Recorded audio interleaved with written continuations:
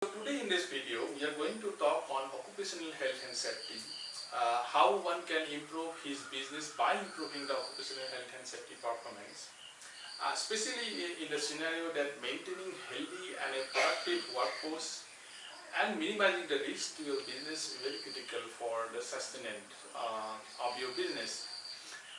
Keeping this in mind, we have worked out a very exhaustive list or a checklist kind of on a measures which an organization can take for taking care of the occupational health and safety with special reference to the COVID-19 situation.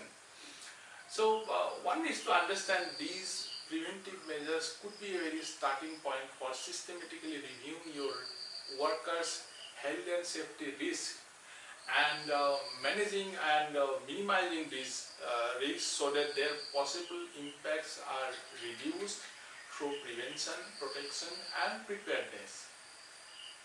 As we all know, occupational health and safety basically relates to the health and safety and welfare issues of your workplace.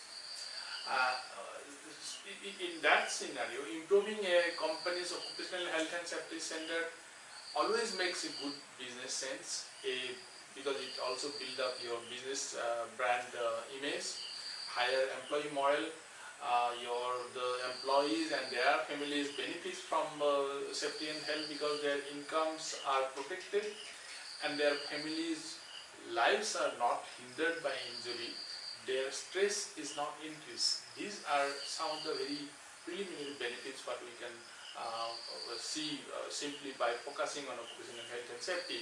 Now in India, National Policy on Safety and Health Environment at Workplace specifies 4 directive principles under which the different organizations are guided in terms of designing their system. Um, we would like to recommend 3 pronged strategy for the occupational health and safety.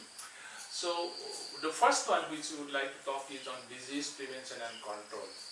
This basically means that how a company can equip themselves in terms of preventing a disease to happen within their campus and how there can be a control.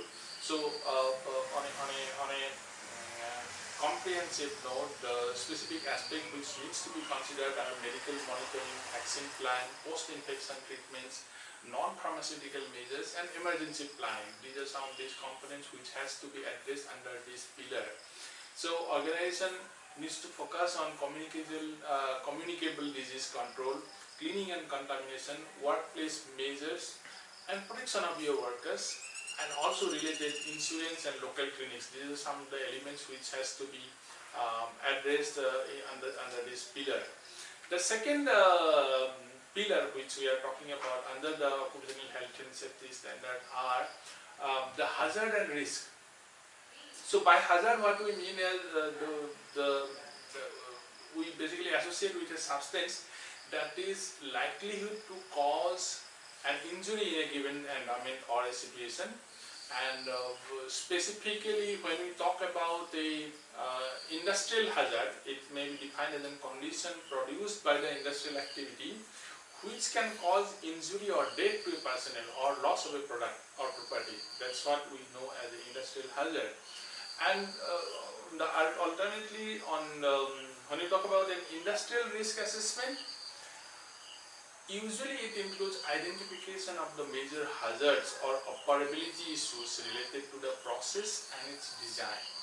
So major process hazards usually include the release of this hazardous material or energy. And so when you talk about the pillar of hazard and risk, it involves the identification of hazard by carrying out a workplace risk assessment, determination of how employees might be at risk, and evaluating these risks is critical under this component.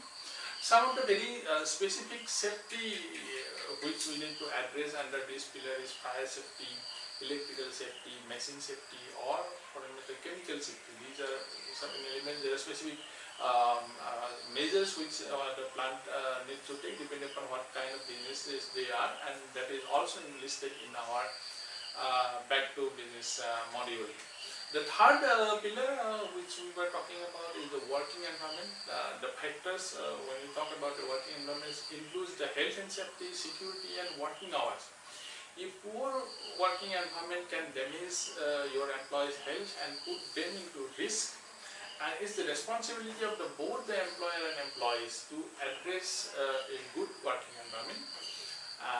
Under the working environment, specific elements which needs to be addressed are temperature, ergonomics, noise, or the welfare facilities for the employees. So these are also elaborated in our specific OSS module.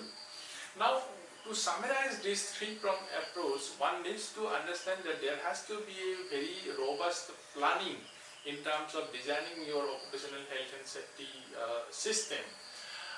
World Health Organization has recommended one very good workplace model, which is also being referenced, given reference in your the study material.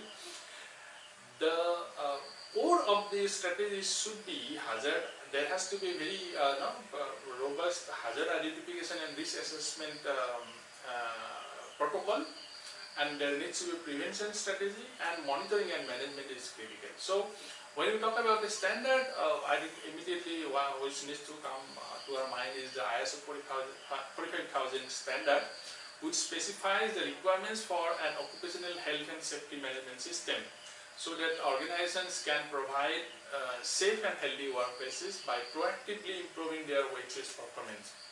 So in a nutshell, taking this kind of holistic approach, whether in a pandemic or in normal situation, an organization can raise its business performance in terms of achieving higher efficiency by taking care of occupational health and safety in its own organization.